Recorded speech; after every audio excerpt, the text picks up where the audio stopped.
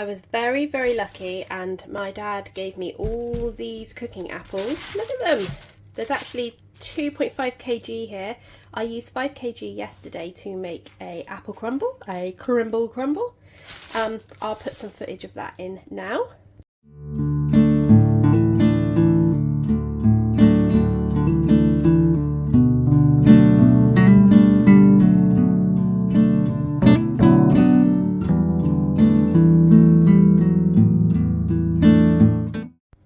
So I've got to prep these, and for me that's freezing them, blanching and freezing them so they don't lose their colour in the freezer. I'm also going to make up some mini ice cream bags. So we make the banana ice cream and I thought I could throw a little bit of apple in as well. But yeah, very, very grateful to receive all these, and I will take you along with me as I prep them.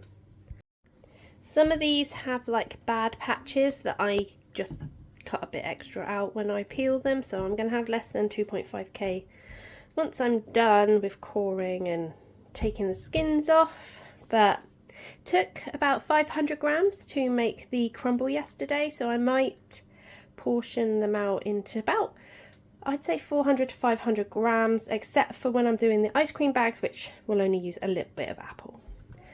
I love the taste of cooking apples. I think they're really juicy and tart, and yeah, I just try not to eat too many as I'm chopping it up. I never ever turn my nose up at free food, even if there's a lot of prep involved. I'm not the best apple peeler, but you know, I get it done. I've got a corer, so that made it easier for me. But yeah, when my dad texted me, hey, do you need some apples, or would you like some apples?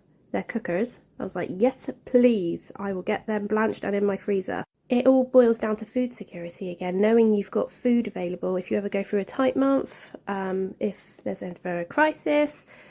You know, just having it there just makes me feel so much better. And who doesn't like an apple pie or an apple crumble, right? My kids. Me and my husband love it. My kids like a bit less of the apple and a bit more of the crumble. But, you know, can't blame them for that. Everyone will eat it in the ice cream. So the time it's taken me to peel these apples, these are already going brown, so I've just put them in some lemon water just to try and keep their colour. It doesn't matter too much as these are going to be cooked, but don't look very appetizing if they go too brown. Whilst I'm still cutting up, I've got more to peel and chop. I'm going to get this blanching, so I'm going to bring it to the boil and leave them on the boil for about 4 to 5 minutes, and then I'm going to get them out and plunge them into cold water to stop the cooking process, and then they can be stored in the freezer and hopefully won't get any more brown than this. That's all the apples peeled and cored, and I'm blanching them now. So that means bringing them to the boil and just par cooking them, and then I'll get them in the cold water. I do have all these apple peels and cores, and I know there's going to be people in the comments who are going to be like, you should have done this with them, you should have done that with them. I am putting them in the food waste. I'm not in a season of life right now to be messing around with apple peels and using them for pectin and all the numerous things that people will like, who have the time, can do, and it's amazing, and I think it's amazing what people make out of scraps. But right now I don't have the time to be doing anything with them. I barely have the time to be blanching these. But you know, this is what my family will eat. I'm not gonna lie, I did make a huge mess when I was draining out the apples. I'd spilt water all over the floor at one point, but I just got them into some cold water. I didn't really put any ice cubes like I usually do, and it cooled it down enough.